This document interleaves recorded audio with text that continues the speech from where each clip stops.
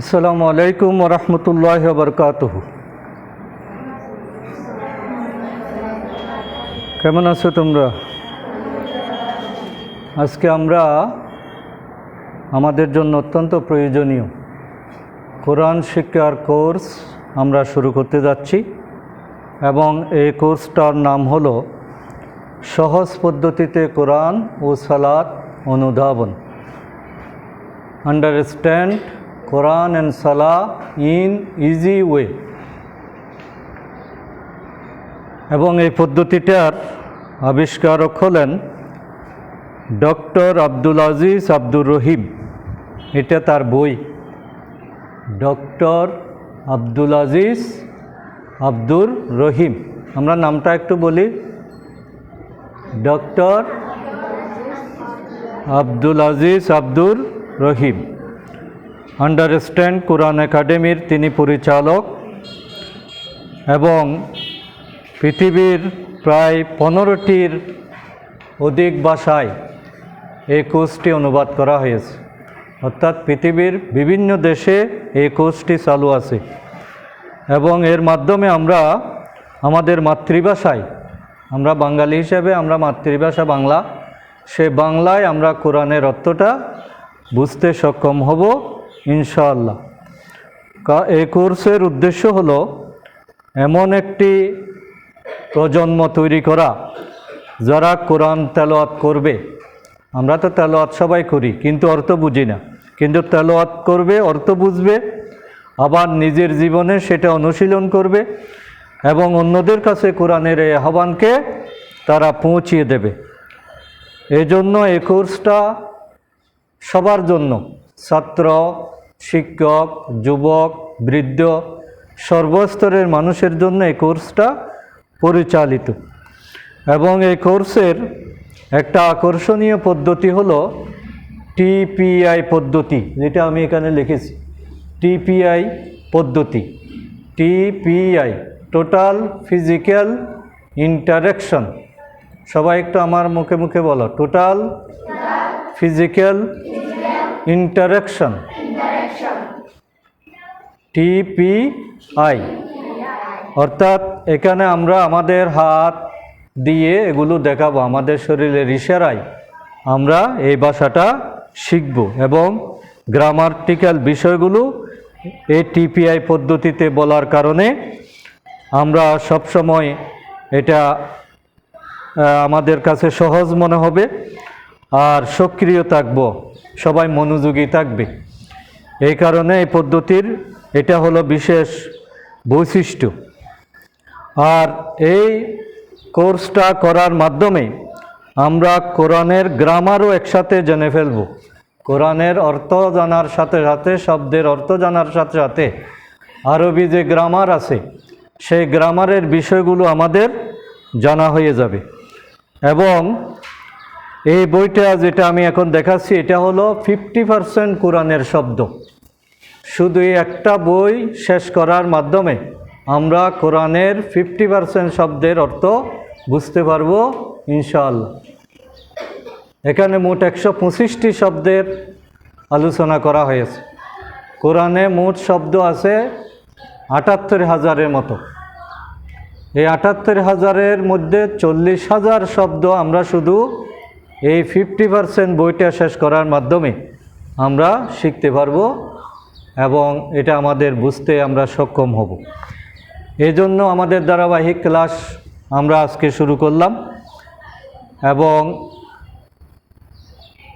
20 থেকে 25টা পর্যন্ত ক্লাস যদি আমরা করি এটার উপর, তাহলে আশা করি এই কোর্সটা এই 50% বইতে আমরা শেষ করতে পারবো।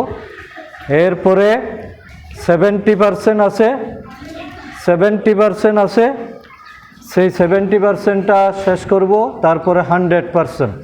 এইভাবে 250টা শব্দ শিখার মাধ্যমে আমরা কোরআনের প্রায় 78,000 শব্দ বুঝতে পারবো ইনশাআল্লাহ।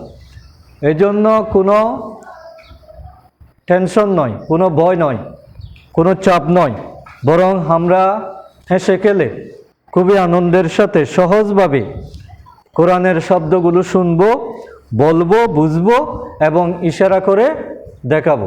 আমাদের কাজ হলো টিচারের সাথে নিজেকে সক্রিয় রাখা। আমি যেভাবে বলছি বা যে দৃষ্টি আকর্ষণগুলো করছি সেগুলো তোমরা বোঝার চেষ্টা করবে এবং আমার সাথে সহযোগিতা করবে।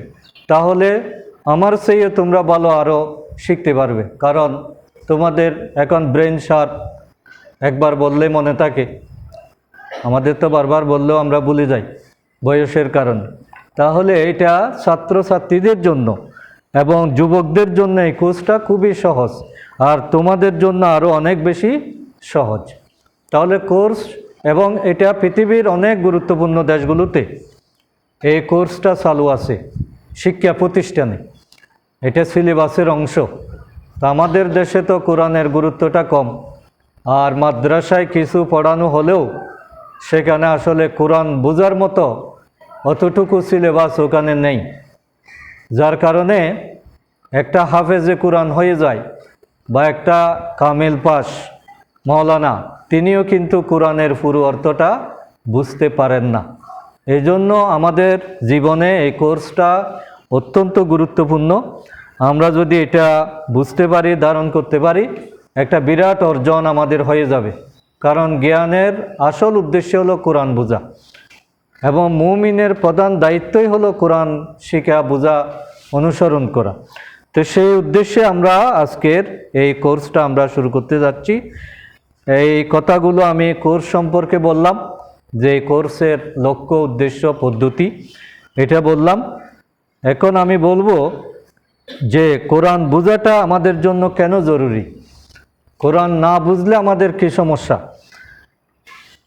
সমস্যা হলো আমাদের সমস্ত শিক্ষার মূল লক্ষ্য হলো কোরআন পড়া, বোঝা, আমল করা। একজন মানুষের মৌলিক ইমানি দায়িত্ব হলো কোরআনকে আমল করা। কিন্তু আমাদের দেশের শিক্ষা ব্যবস্থার যে ত্রুটির কথা আমি বললাম, এই ত্রুটির কারণে এবং কোরআন ভিত্তিক সিলেবাস না হওয়ার কারণে, বিজ্ঞান ভিত্তিক না হওয়ার কারণে, সুস্পষ্ট পরিকল্পনা না থাকার কারণে দীর্ঘদিন সময় ব্যয় করার পরও 10-15 বছর এই লেভেলে লেখাপড়া করার পরও আসলে কোরআনটা বোঝা হয়ে ওঠে না।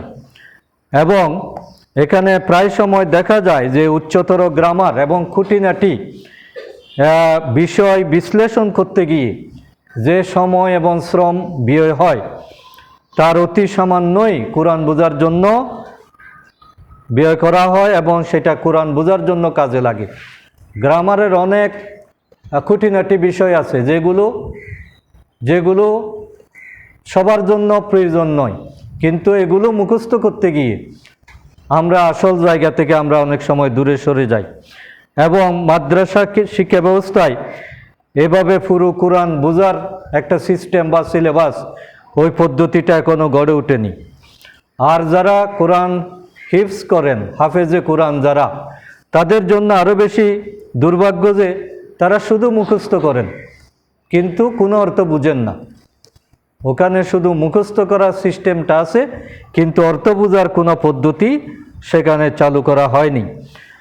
আর কোরআনের যারা ধারক, বাহক, প্রচারক, তারা সাধারণ শিক্ষার্থী এবং সাধারণ জনগণের সামনে কোরআনকে তুলে ধরেন একটি দুর্বোধ্য কিতাব হিসাবে, যা আলেম উলামা এবং দীর্ঘ পড়াশোনা ছাড়া বোঝা সম্ভব নয়। এই ধরনের একটি ধারণা আমাদের মধ্যে কাজ করে। আলেম উলামাদের সামনে যখন কোরআনের কোনো কিছু জানতে চাওয়া হয়, সাধারণ মানুষ যখন কোনো কিছু জিজ্ঞেস করে, তখন বলে যে এই তুমি এগুলো বুঝবে না, আমরা 12 বছর পড়াশোনা করে বুঝি নেই, তুমি এগুলো বোঝার চেষ্টা করিও না। এইভাবে নিরুৎসাহিত করা হয়। ফলে আমাদের দেশের সংখ্যাগরিষ্ঠ জনগণ শুধু কিছু সূরা কেরাত শিখছি এবং তেলাওয়াতের মধ্যে সীমাবদ্ধ। যারা তেলাওয়াত করতে জানে, রমজানে ভালোভাবে তেলাওয়াত করে, আর বছরে কিছু কিছু তেলাওয়াত করে। আর ম্যাক্সিমাম মানুষ তেলাওয়াতটাও শিখে নেই। ছোটোকালে শিখছিল, ফুরকানিয়া মাদ্রাসায় শিখছিল, কিন্তু পরবর্তীতে ভুলে যায়। তোমরাও দেখা যাবে অনেকে এখন শিখছো, কিন্তু কলেজ, ইউনিভার্সিটি পর্যায়ে যেতে যেতে কোরআনের চর্চা যদি না থাকে, তাহলে এগুলো তেলাওয়াত পর্যন্ত ভুলে যায়। এবং কোরআনটা নিছক কোনো ধর্মগ্রন্থ না, যে অন্যান্য ধর্মের একটা ধর্মীয় পুস্তক আছে, আমাদের কোরআনুল মজিদ, কোরআনুল করিম, এটাও এরকম একটা ধর্মীয় পুস্তক নয়। কোরআনুল করিমটা হলো আসলে একটা জীবন ব্যবস্থা, আমাদের জীবন পরিচালনার পদ্ধতি। আমাদের জীবনের শুরু থেকে শেষ পর্যন্ত আমরা কিভাবে পরিচালিত হব, আমাদের ব্যক্তি জীবন, পারিবারিক জীবন, সামাজিক জীবন, রাষ্ট্রীয় জীবন, আন্তর্জাতিক জীবন, প্রশাসন, সরকার, জনগণের অধিকার, শ্রমিকের অধিকার, তারপরে মহিলাদের অধিকার, সব বর্ণনাগুলো কোথায় আছে? কোরআনের মধ্যে আছে, কিন্তু সেগুলো আমরা সেভাবে চিন্তা করি না। আর কোরআনের এই বিশুদ্ধতা এবং কোরআন না বোঝার কারণে আমাদের দেশে যারা কোরআন তেলাওয়াত করে তাদেরও আবার অধিকাংশ তেলাওয়াতটা অশুদ্ধ। নামাজে আমরা পড়াই, নামাজ পড়ি, কিন্তু নামাজে সূরা কেরাতগুলো অনেকের শুদ্ধ নেই।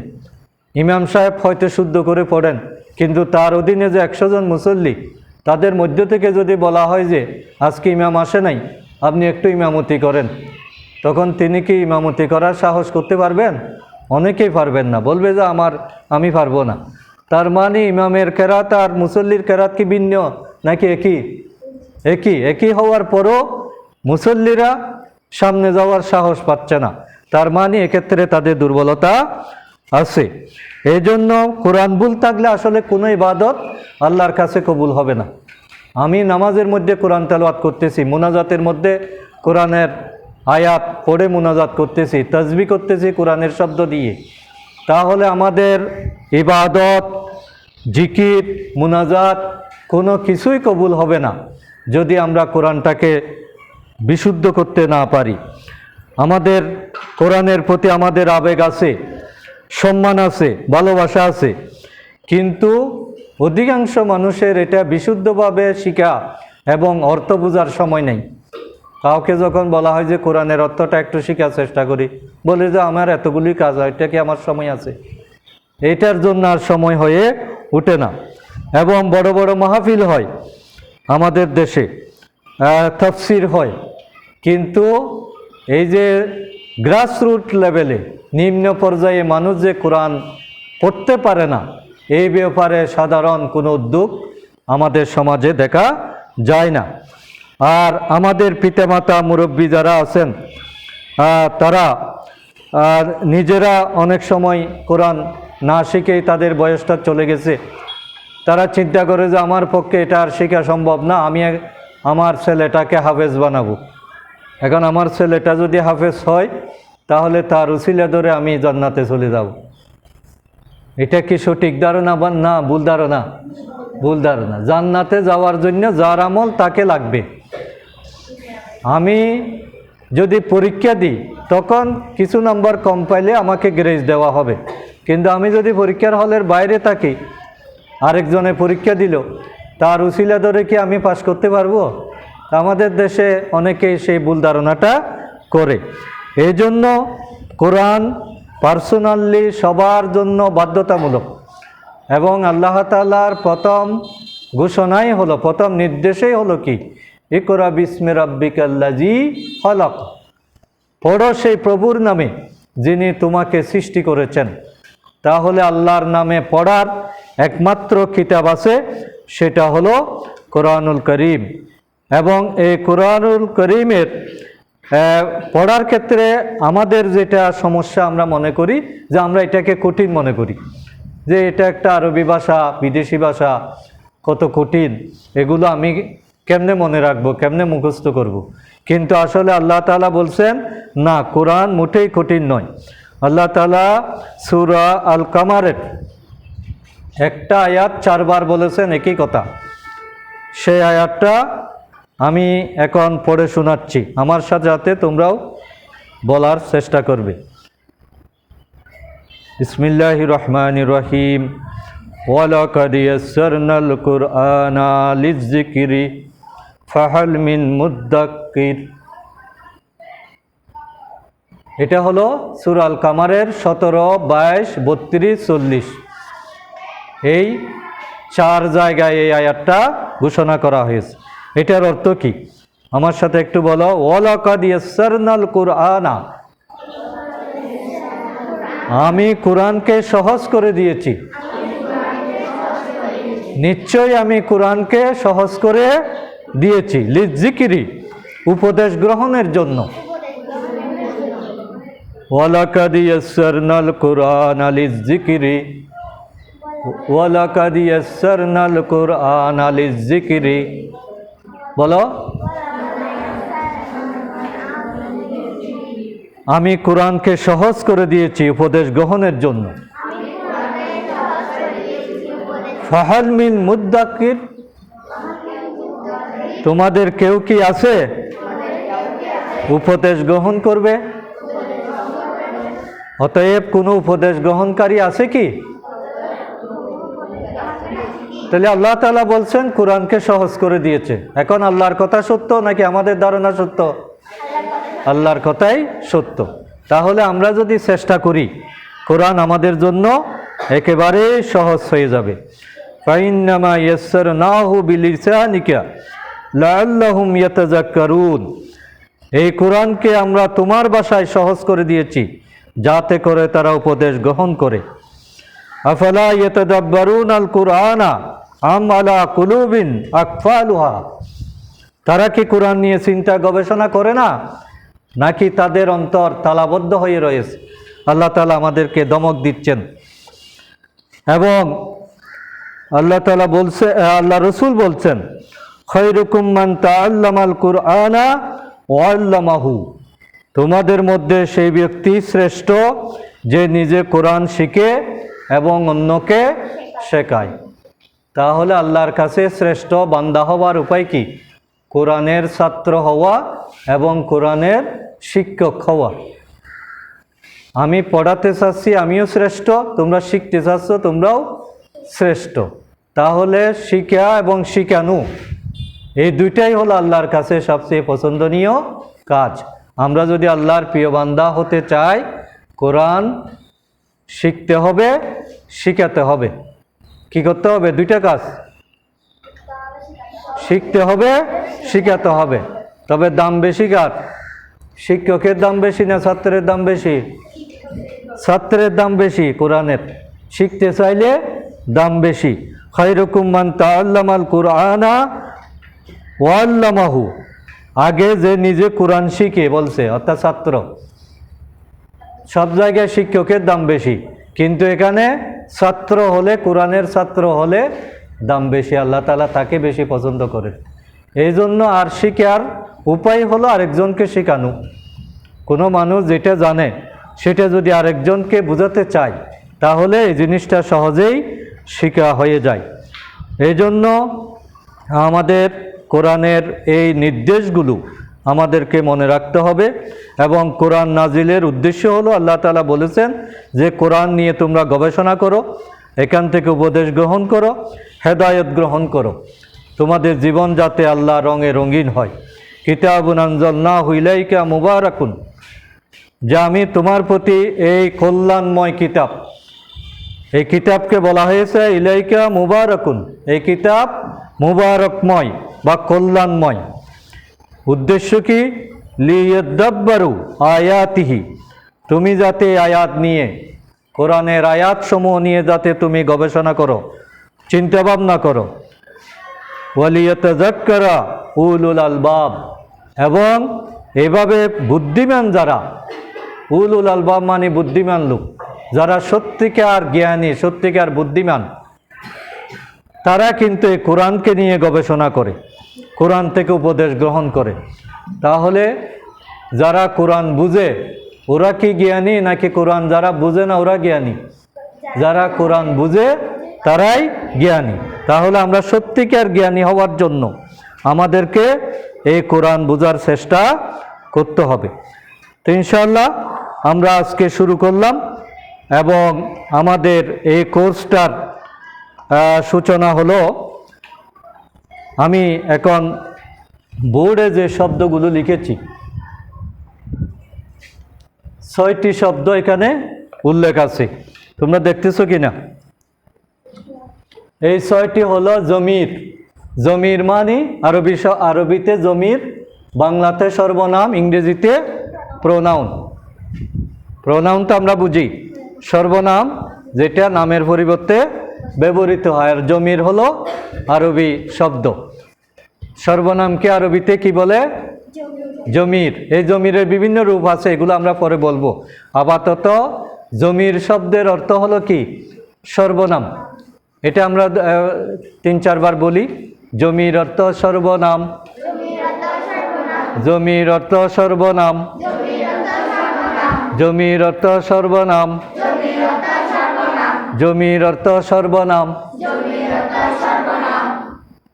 দত মিমিয়াজের মি, র জবর র, দমির। তাহলে দমির বা জমির এটা হলো সর্বনাম। এখানে এই 6টা সর্বনাম আমরা টিপিআই পদ্ধতিতে আজকে বলবো, শিখবো এবং দেখাবো। টিপিআই পদ্ধতি মানে কি বলছিলাম? টোটাল ফিজিক্যাল ইন্টারাকশন, অর্থাৎ আমার হাত পা, আমার হাতকে বিশেষ করে কাজে লাগানো, হাত এবং বডিকে কাজে লাগিয়ে ফিজিক্যাল ইন্টারাকশন মানে শরীরকে ওখানে সংযুক্ত করা, সম্পৃক্ত করা, সক্রিয় করা। আমি একতরফা বলে গেলাম কিন্তু এটা মনে থাকবে না। এই জন্য আমরা এখানে এই 6টা শব্দ আমরা আগে একবার পড়ে নিই।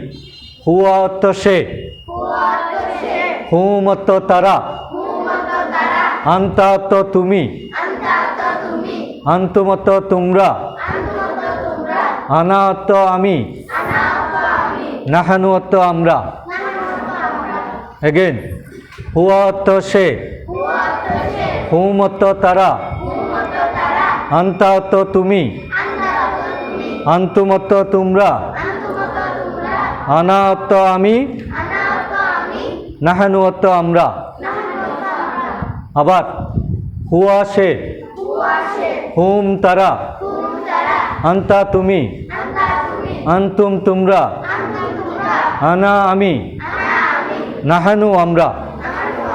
হুয়া হুম, আন্তা আন্তুম, আনা নাহানু। হুয়া হুম, আন্তা আন্তুম, আনা নাহানু। হুয়া হুম, আন্তা আন্তুম, আনা নাহানু। হুয়া হুম, আন্তা আন্তুম, আনা নাহানু। আমরা এখন টিপিআই পদ্ধতিতে এগুলো মুখস্থ করব। টিপিআই পদ্ধতি হলো, আমাদের হাত কয়টা? 2 হাত। আমরা আপাতত ডান হাত ব্যবহার করব। ডান হাত পুরুষবাচক শব্দ। ডান হাত ব্যবহার হবে পুরুষের জন্য, আর বাম হাতটা ব্যবহার হবে স্ত্রীলিঙ্গের জন্য। ম্যাসকুলিন এবং ফেমিনিন 2 ধরনের বিশিষ্ট আছে না, সর্বনাম আছে না? তার মধ্যে আমরা এখন ব্যবহার করব পুংলিঙ্গ, স্ত্রীলিঙ্গটা পরে। এই শব্দগুলো এখন আসবে না, ওইটা আরও পরে আমরা শিখব। একসাথে সবগুলো শিখতে গেলে ভুলে যাব। এই জন্য আপাতত পুংলিঙ্গের শব্দগুলো আমরা শিখব।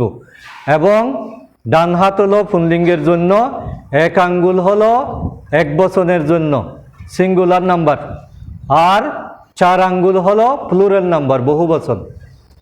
1 আঙ্গুল দিয়ে একবচন বুঝাবো, 4 আঙ্গুল দিয়ে বহুবচন বুঝাবো। আর থার্ড পারসন সিঙ্গুলারের জন্য, থার্ড পারসনের জন্য ডান দিক, সেকেন্ড পারসনের জন্য সামনে, ফার্স্ট পারসনের জন্য নিজের দিকে।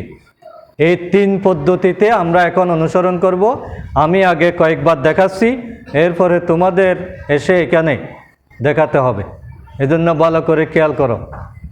আমরা এখন কি শিখতেছি? আরবি গ্রামারের 6টি সর্বনাম শিখতেছি। সর্বনামকে আরবিতে কি বলে? জমির। এবং এই 6টি সর্বনাম কোরআনে ব্যবহৃত হয়েছে কয়বার? 1295 বার। তার মানে 6টা শব্দ শিখার কারণে আমরা কোরআনের কয়টা শব্দ শিখে ফেলতেছি? 1295টা শব্দ আমাদের শিখা হয়ে যাচ্ছে। খুবই মজার বিষয় না? এভাবে দেখা যাবে আমরা 20টা শব্দ শিখলে 10,000 শব্দ এসে যাবে। এভাবে ধারাবাহিকভাবে আজকে আসবে আস্তে আস্তে। এখন আমরা এই 6টা শব্দকে একটু ভালোভাবে আয়ত্ত করার চেষ্টা করি। আমি শুরু করতেছি। ডান হাত কিসের জন্য? পুল্লিঙ্গ। এক আঙ্গুল কিসের জন্য? একবচন বা সিঙ্গুলার। আর 4 আঙ্গুল কিসের জন্য? বহুবচন বা প্লুরাল। তাইলে হুয়া, তোমরা দেখাও, তোমাদের ডান হাত অনুযায়ী তোমরা দেখাও। হুয়া, হুম, হুয়া, হুম, হুয়া, হুম, হুয়া, হুম। আঙ্গুল দেখাতে হবে। হুয়া দেখানোর সময় একটা, হুম দেখানোর সময় 4টা বা 5টা। তোমার এরকম অসুবিধা হলে সোজা করতে পারো, একসাথে দেখাবে। হুয়া, হুম। সবাই এখানে বসে থাকলে হবে না। টিপিআই পদ্ধতি মানে সবাইকে অ্যাক্টিভ হওয়া, সক্রিয় হওয়া। হুয়া, হুম, হুয়া, হুম। আন্তা, আন্তুম, আন্তা, আন্তুম, আন্তা, আন্তুম, আন্তা, আন্তুম, আন্তা, আন্তুম। আনা, নাহানু, আনা, নাহানু, আনা, নাহানু, আনা, নাহানু, আনা, নাহানু।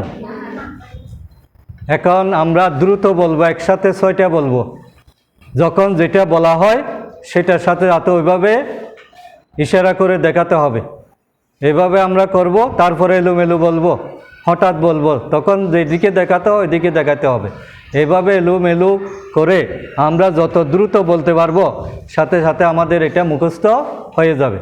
হুয়া, হুম, আন্তা, আন্তুম, আনা, নাহানু, হুয়া, হুম, আন্তা, আন্তুম, আনা, নাহানু, হুয়া, হুম, আন্তা, আন্তুম, আনা, নাহানু, হুয়া, হুম, আন্তা, আন্তুম, আনা, নাহানু, হুয়া, হুম, আন্তা, আন্তুম, আনা, নাহানু, নাহানু, আনা, হুম, হুয়া, নাহানু, আন্তা, আন্তা, আন্তুম, হুয়া,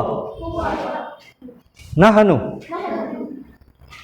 তাহলে যখন যেটা বলি সাথে সাথে ওদিকে চলে আসতে হবে। এভাবে এটা যখন আমাদের একদম ক্লিয়ার হয়ে যাবে, আমরা যখন সাথে সাথে বলতে পারবো কোনো চিন্তা না করে, তখন বোঝা যাবে এটা আমাদের শিখা হয়ে গেছে।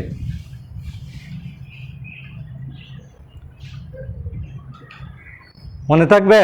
আবার হুয়া, হুম, আন্তা, আন্তুম, আনা, নাহানু, হুয়া, হুম, আন্তা, আন্তুম, আনা, নাহানু। এখন তোমাদের মধ্য থেকে কে আসবে? একজন এসে একটু দেখাও। কে আসবে? আসো।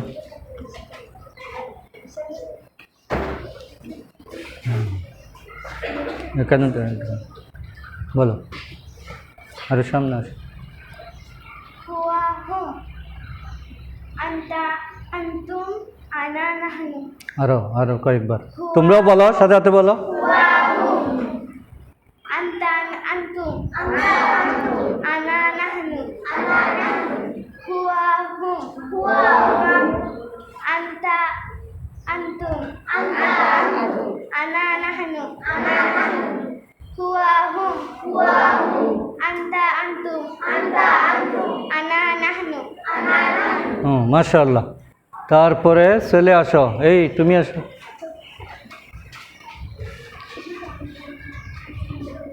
দ্রুত দ্রুত বলতে হবে, আরো দ্রুত, চিন্তা করা যাবে না। বলার সাথে সাথে ইশারাটা যথাযথ হতে হবে। হুয়া, হুম, আন্তা, আন্তুম, আন্তুম বললে বহুবচন, হ্যাঁ, আঙ্গুল খুলবে। আনা, আনা, নাহনু। নাহানু। তুমি ভালো করে খেয়াল করো নাই, ওইখানে কোণের মধ্যে বসে আছো যে। আবার বলো। হুয়া, হুম, Anta nahnu. Anta antum. আনা নাহানু। যাও, এই তুমি আসো।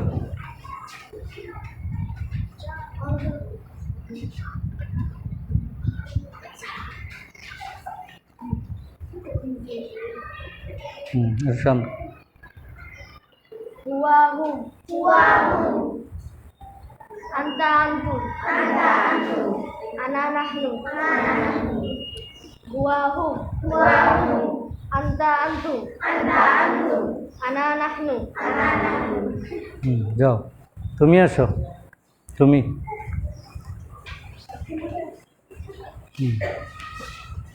স্ক্রাবটা সুন্দর করে দিও, আরো আরো সামনে। Huwa hum. Anta antum. Ana nahnu. Huwa hum. Anta antum.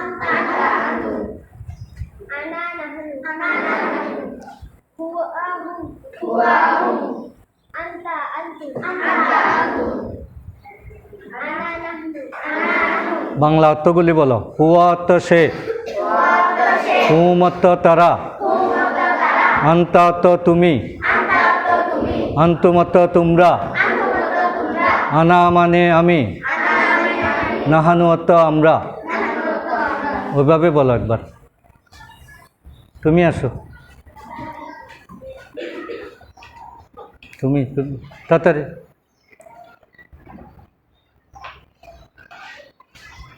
Bangla অর্থ সব বলবে। আর এদিকে আসো, এর সামনে আসো। বলো।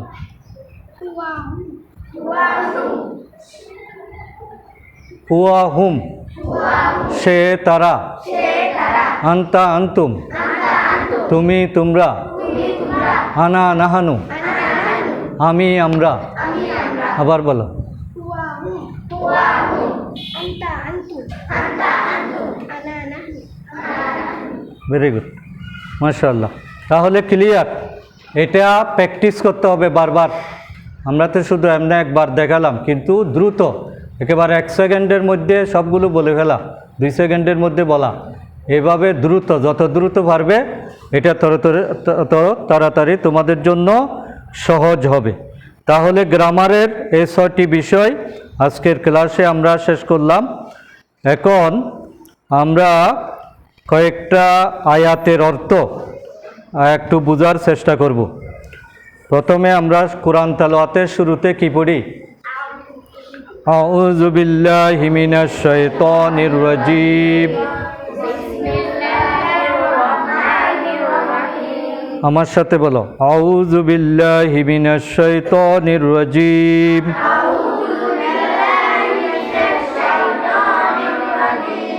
আউযু অর্থ আমি আশ্রয় চাচ্ছি,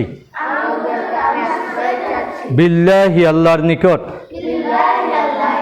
মিনাশ শাইতান শয়তান হতে, মিনাশ শাইতানির রাজীম রাজীম অর্থ বিতাড়িত। আউযু অর্থ আমি আশ্রয় চাচ্ছি, বিল্লাহি মানে আল্লাহর নিকট, বি অর্থ নিকট বা সাথে, আল্লাহ মানে আল্লাহ, বিল্লাহ মানে আল্লাহর নিকট, মিন মানে হতে, মিনাশ শাইতান মানে শয়তান হতে, রাজীম অর্থ বিতাড়িত। কোরআন তেলাওয়াতের শুরুতে আমাদেরকে এটা পড়তে হয়, এটা পড়াটা ওয়াজিব। কারণ কোরআনের সবচেয়ে বড় দুশমন হলো শয়তান। এজন্য এটা আমরা অর্থ বুঝে শয়তান থেকে আমাদের আশ্রয় চাইতে হবে। আবার এটার অর্থটা বলতে হবে একজন একজন। আউযু মানে কি? আমি আশ্রয় চাচ্ছি। আউযু মানে আমি আশ্রয় চাচ্ছি। আর নাউযু বললে আমরা আশ্রয় চাচ্ছি। এটার বহু বচন হবে নাউযু, আর এক বচন হলো আউযু। আউযু মানে আমি আশ্রয় চাচ্ছি। বিল্লাহি, বি মানে কি? সাথে।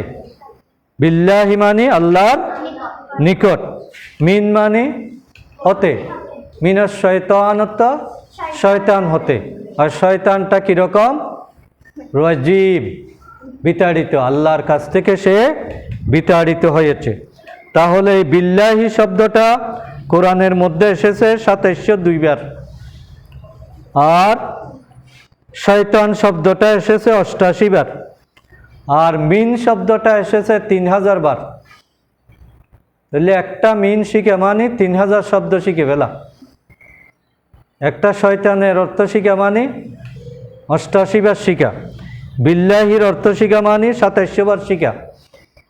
এভাবে আমরা দেখা যাবে 125টা শব্দ শিখলে এই কোর্সে, প্রাথমিক কোর্সে আমাদের 40,000 শব্দের অর্থ কোরআনের আমাদের জানা হয়ে যাবে। তাহলে খুবই ইজি। আমরা একটু আন্তরিকতা দিয়ে চেষ্টা করি। আউযু বিল্লাহর অর্থটা কে কে বলতে পারবা? বলো না, ভেঙে ভেঙে বলতে হবে। আউযু মানে কি? আমি আশ্রয় চাই। বিল্লাহি আল্লাহর নিকট, ওখানে রব শব্দ আছে। বিল্লাহি, বি মানে কি? নিকট বা সাথে। বিটা হলো অব্যয়, এগুলো আমরা পরে বলবো অব্যয় কাকে বলে। বিল্লাহি আল্লাহর সাথে, আল্লাহর নিকট, আল্লাহর নিকট আমরা আশ্রয় চাই। মিন মানে কি? হতে। মিনাশ শয়তান অর্থ শয়তান হতে। রাজিম বিতাড়িত শয়তান। আউযু বিল্লাহি মিনাশ শাইতানির রাজিম। আমি আশ্রয় চাই আল্লাহর নিকট বিতাড়িত শয়তান হতে।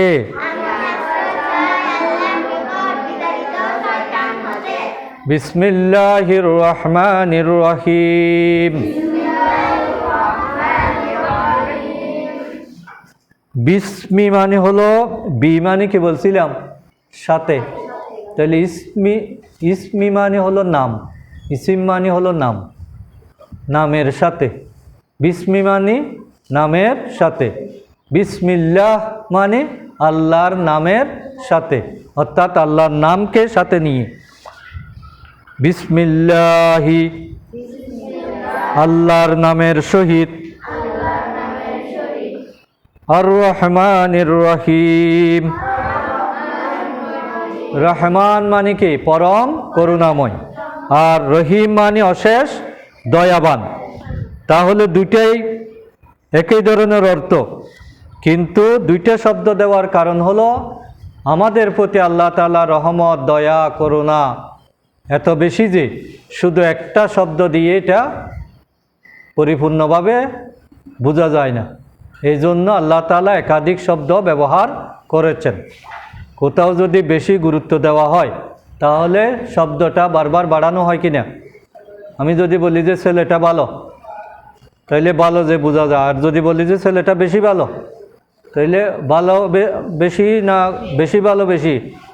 হ্যাঁ, তাহলে যত শব্দ বাড়াবো তত তার গুরুত্ব বাড়বে। এই জন্য এইখানে আর রহমান এবং রহিমের আরেকটা অর্থ আছে, সেটা হলো রহমান মানে হলো সকল সৃষ্টির জন্য আল্লাহ তাআলা রহমান।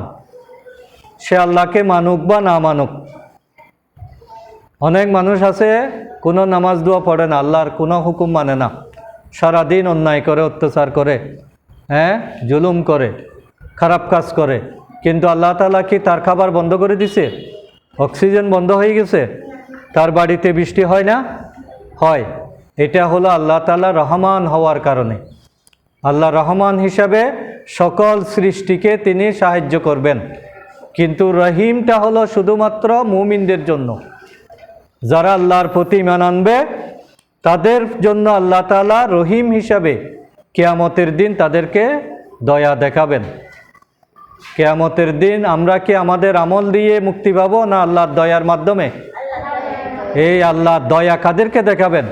যারা আল্লাহর প্রতি ঈমান এনেছে, সৎ কাজ করেছে, যারা মুমিন মুসলিম, যারা মুত্তাকি, তাদের জন্য আল্লাহ হলেন রহিম। আর সমস্ত সৃষ্টির জন্য আল্লাহ হলেন রহমান। তাইলে বিসমিল্লাহির রহমানির রহিম। বি মানে কি? সাথে।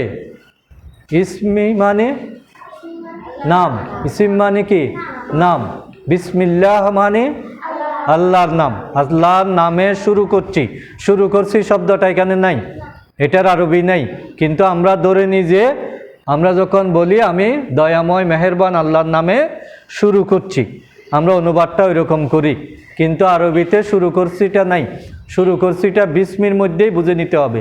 বিসমিল্লাহি মানে আমি আল্লাহর নিকট আল্লাহর নামে শুরু করছি। সেই আল্লাহটা কীরকম? আর রহমানির রহিম, যিনি পরম করুণাময় এবং অসীম দয়ালু।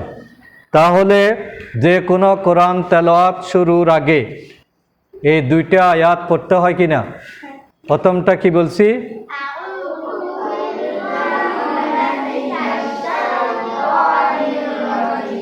বিসমিল্লাহির রহমানির রহিম।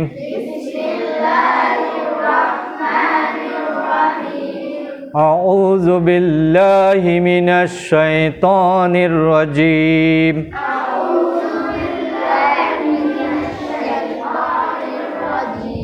বিসমিল্লাহির রহমানির রহিম। শব্দে শব্দে অর্থ কে কে বলতে পারবা এই দুইটা আয়াতের? আমি আবার বলে দিচ্ছি। আউযু মানে আমি আশ্রয় চাচ্ছি, আউযু বিল্লাহি মানে আল্লাহর নিকট, মিনাশ শয়তান শয়তান হতে, মিনাশ শয়তানির রাজিম বিতাড়িত শয়তান হতে। আউযু বিল্লাহি মিনাশ শয়তানির রাজিম, আমি বিতাড়িত শয়তান হতে আল্লাহর নিকট আশ্রয় চাচ্ছি। বিসমিল্লাহ, বি মানে সাথে, বিসমিল্লাহ মানে আল্লাহর নিকট, সাথে বা নিকট, আল্লাহর নামের সাথে, অর্থাৎ আল্লাহর নিকট, আল্লাহর নামে। বিসমিল্লাহ, আল্লাহর নামে আমি শুরু করছি।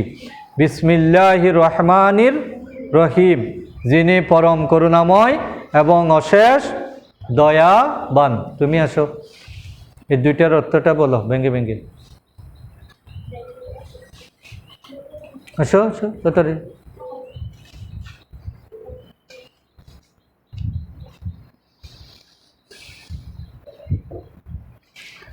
আউযু মানে আমি আশ্রয় চাই, বিল্লাহি মানে হতে আল্লাহর নিকট, আল্লাহর নিকট, শয়তান মিনাশ শয়তান শয়তান শয়তান হতে, মিনাশ শাইতানির রাজিম